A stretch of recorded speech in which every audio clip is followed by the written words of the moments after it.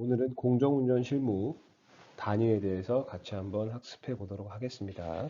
많은 교수님들 또한 여러분들이 학교에서 배우셨을 것이며 또한 앞으로도 배우실 건데 이 단위는 수백 번을 강조해도 지나치지가 않습니다. 단순히 이제 단위를 암기하자는 의미는 절대 아니고요. 이 단위가 가지고 있는 물리적인 의미 또한 이제 이거를 어떤 식으로 우리가 일을 하면서 풀어나갈 것인지에 대한 걸 같이 한번 학습해 보도록 하겠습니다. 자, 2019년도에 우표가 나왔습니다. 여러분들 아시다시피 우리나라 같은 경우에는 뭔가 좋은 사건이나 좀 기념할 일 같은 게 있을 경우에 이제 우표가 나오잖아요. 2019년도에 기본 단위가 재정의가 되었습니다. 자, 어떤 기본 단위가 재정의가 되었을지는 한번 여러분들이 직접 한번 찾아보시고요. 이제 우리나라에서도 또 이런 단위의 재정의를 크게 의미가 있다고 판단을 했기 때문에 이렇게 우표도 새로 만들어지고 하는 거니까 여러분들도 이런 관심을 좀 많이 가지시면 일하시는데 많은 도움이 되실 겁니다. 자, 우리가 얘기하는 단위 중에 기본 단위라는 게 있습니다. 기본 단위, 즉 가장 이제 기초되는 단위라고 할 수 있죠. 총 7개가 있는데요. 첫 번째 시간입니다. 두 번째 질량, 세 번째 몰 질량입니다. 네, 몰 질량, 네 번째 광도, 다섯 번째 온도, 여섯 번째 전류, 일곱 번째 길이. 자, 각각에 대한 심벌 보시면 시간은 S, 예, 세컨드, 초를 의미합니다. 질량은 킬로그램, 네, 말 그대로 킬로그램이죠. 몰 질량은 몰입니다. 그 다음에 광도는 칸델라, 온도의 경우 켈빈입니다. 물론 우리가 많이 이제 일반 섭씨를 많이 쓰는데 우리한테는 섭씨가 익숙합니다. 하지만 기본 단위 기준에서는 온도는 켈빈이라는 거 여러분들 꼭 기억하십시오. 그 다음에 전류는 암페어, 여러분들 암페어고요. 그 다음에 길이는 미터가 기본 단위로 사용이 됩니다. 각각을 어떻게 정의하는지 사전적 정의니까 이거를 뭐 외우실 필요는 없고요. 근데 여러분들이 그냥 이런 게 기본 단위구나라는 건 아셔야 됩니다. 즉 우리는 되게 쉽게 기본적으로 사용되지만 이게 물리학적으로 굉장히 의미가 있다라는 거죠. 자, 초를 볼게요. 자, 1초는 온도가 0K입니다. 절대 온도 0K. 즉 전혀 활성이 없는 거죠. 예, 0켈빈인 세슘 133번 원자의 바닥 상태에 있는 두 초미세의 준위 사이의 전위에 대응하는 복사선의 이만큼의 주기의 지속 시간이라고 합니다. 우리는 단순하게 시계에서 초침이 하나 움직이는 1초라고 생각을 하지만 그 1초는 바로 이런 정의에 따라서 만들어진 거다라는 거 여러분들 아셔야 됩니다. 미터는 빛이 진공에서 예, 이만큼의 초입니다. 초가 나오죠? 동안 진행한 경로의 길이를 1m라고 합니다. 뭐 편안하게 내 키는 1m 70이에요. 내 키는 1m 80이에요. 라고 말하지만 그 1m는 빛이 진공해서 예, 읽기도 불편합니다. 이만큼의 초 동안 진행한 경로의 길이.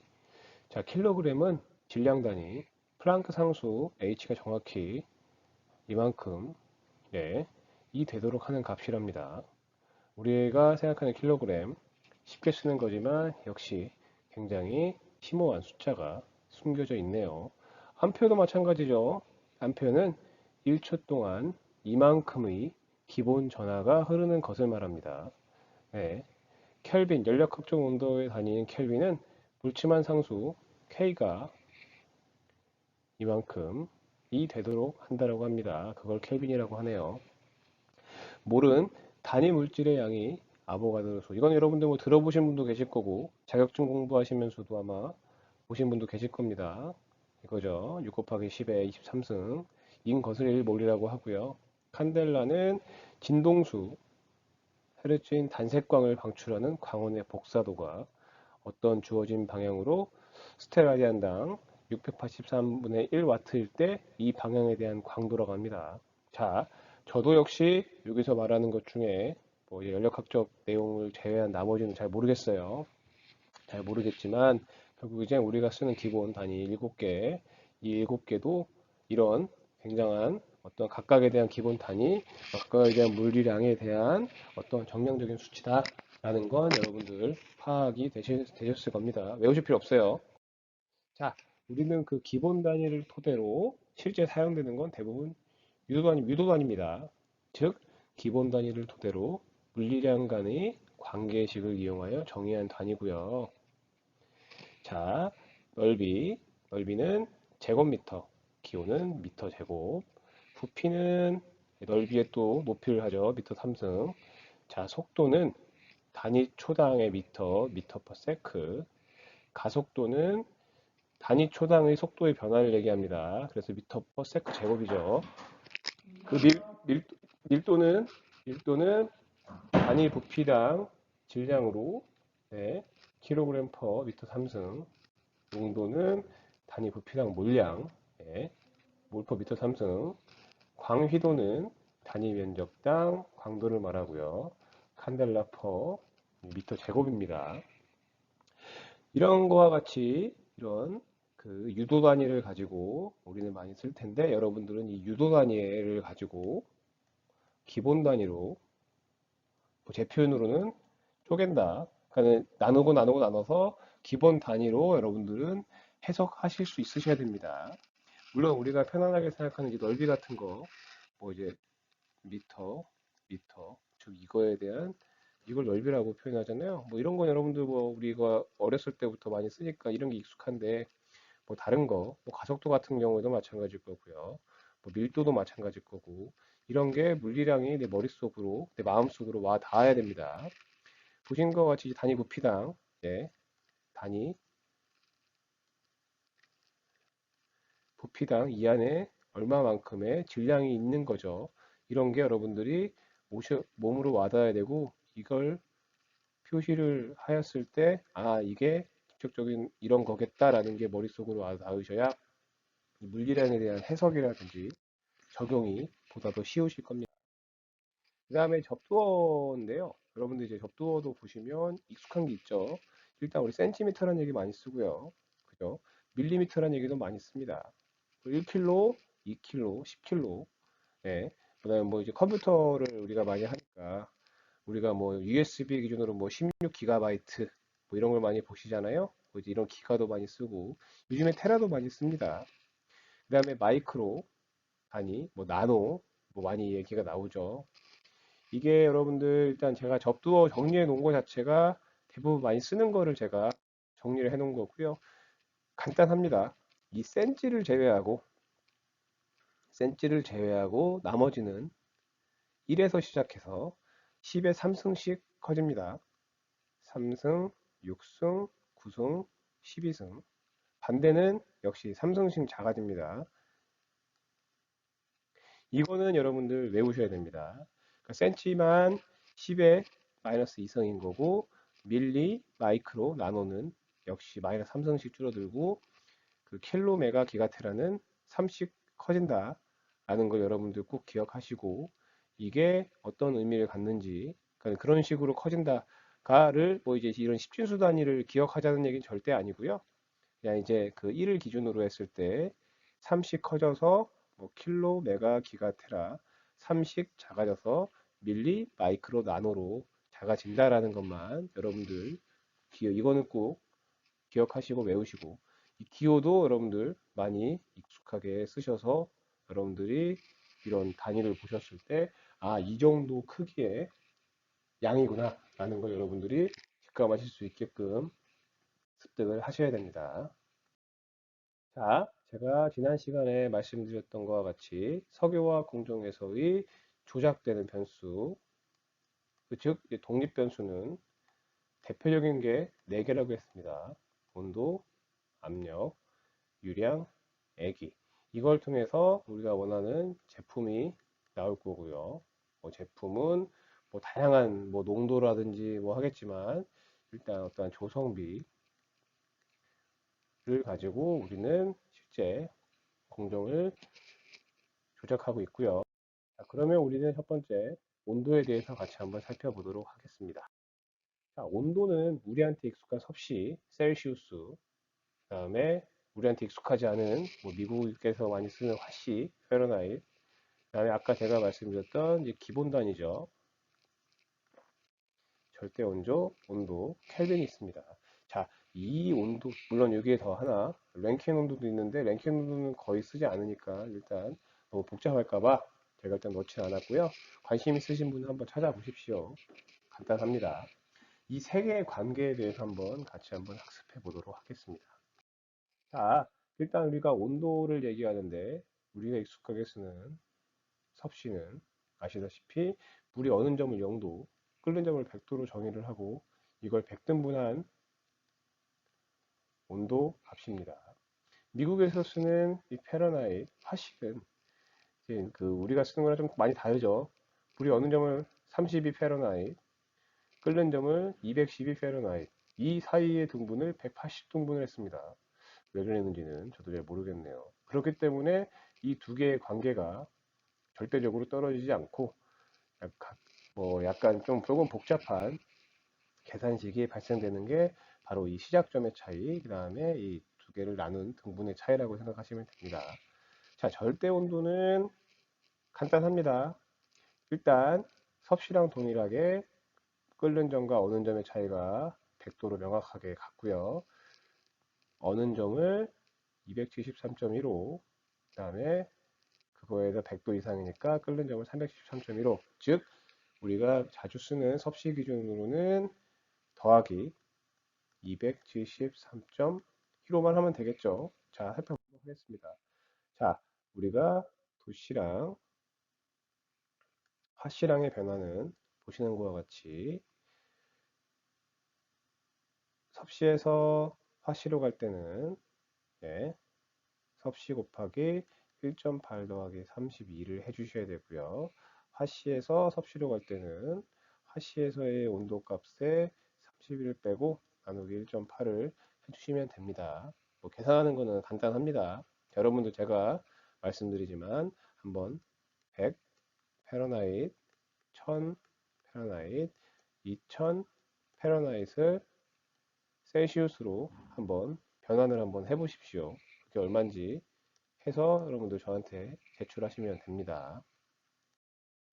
자, 절대 온도, 섭씨 기준 절대 온도는 아까 제가 말씀드린 것처럼 간단합니다.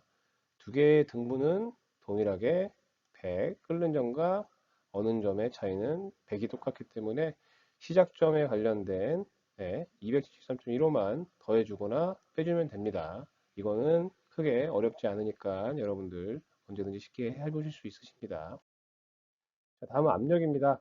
압력도 우리한테 되게 체감을 많이 해줄 건데요. 자, 우리는 다음과 같이 이런 압력계를 많이 보실 거고, 물론 이제 이거는 아날로그 압력계, 디지털로 나오는 뭐 XXX 뭐 바 정도 아니면 PSI라는 압력계를 여러분들 많이 보실 텐데요. 이 압력계가 의미하는 물리적인 의미가 무엇인지 한번 같이 한번 살펴보도록 하겠습니다. 자, 일단 대기압을 기준으로 압력은 대기압을 기준으로 봤을 때 대기압에서 시작해서 어떠한 스팟 지점에서의 압력은 게이지 압력이라고 표현을 하죠. 일반적으로 가장 많이 씁니다. 가장 많이 쓰는 게 게이지 압력이고 그 다음에 대기압을 우리가 보통 이제 이 정도 값이라고 표현하고요. 그럼 이제 압력이 없는 상황, 즉 이제 절대 진공 상태 기준으로 봤을 때 이 스팟 우리가 생각하는 스팟은 이 기준점에서 봤을 때는 이게 절대 압력, 그다음에 대기압 기준으로 해서 이쪽에 진공되는 압을 측정되는 거는 진공 압력이라고 표현을 합니다. 근데 여러분들이 이제 대부분 많이 쓰는 게 게이지 압력이기 때문에 요거를 가장 숙지하시고요. 뭐 시험 이런 거 아니고서야. 근데 여러분들 이제 석유화학 관련된 직종에서 일을 하셔야 되기 때문에 우리가 플랜트 때도 설명드린 것과 같이 상압 증류는 바로 이제 이 지점에서 증류가 이루어지는 건데, 자, 감압 증류는 이 아래 영역에서 증류가 이루어집니다. 그러니까 여러분들 이것도 그냥 넘어가시면 안 된다는 거 꼭 여러분들 기억하십시오. 공부하셔야 됩니다. 자, 압력이라는 건 단위 면적당 힘입니다. 그래서 단위 면적, 그죠? 힘, 뉴턴이 되겠죠. 힘입니다. 뉴턴은 어떻게 되면 될까요? 킬로그램 곱하기 중력 가속도, 가속도기 때문에 미터 퍼 세크 제곱. 앞에 단위는 앞에 값을 쓰진 않겠습니다. 자, 그러면 압력이라는 단위를 다시 정의해 보면 킬로그램 곱하기 미터 퍼 세크 제곱의 미터 제곱. 자, 그러면 여러분들 보십시오. 이거를 제가 좀 그 압력이라는 유도 단위를 제가 이제 기본 단위로 나눴죠. 아까 보신 것처럼 미터, 세컨드, 킬로그램, 미터, 뭐 이거 미터는 미터로 나누면 되니까요. 이렇게 기본 단위로 나눠서 이게 어떤 식으로 물리적인 의미를 갖는지 그럼 한번 생각을 해보시면 됩니다. 관련 내용은 제가 대면 수업 때 이게 어떤 의미를 갖는지는 다시 상세하게 설명을 드리도록 하겠습니다. 다음은 유량입니다. 유량은 단위 시간당 얼마만큼의 최적에 해당하는 유체의 이동하는 양을 나타내는 물리량으로서 크게 두 가지로 표현될 수 있습니다. 하나는 최적 유량, 하나는 질량 유량이죠. 자, 최적 유량은 단위 면적 곱하기 속도, 즉 단위 면적 곱하기 속도, 미터 퍼 세크 제곱. 예, 이거는 즉 다시 잘 표시하면 미터 3승 퍼 세크. 즉 미터 3승이 부피죠. 이거를 뭐 최적이라고 얘기를 하니까 단위 시간당 흘러가는 최적을 얘기를 하기 때문에 이걸 최적 유량이라고 부르고요. 최적 유량에서 질량 유량으로 변환되는 건 간단합니다.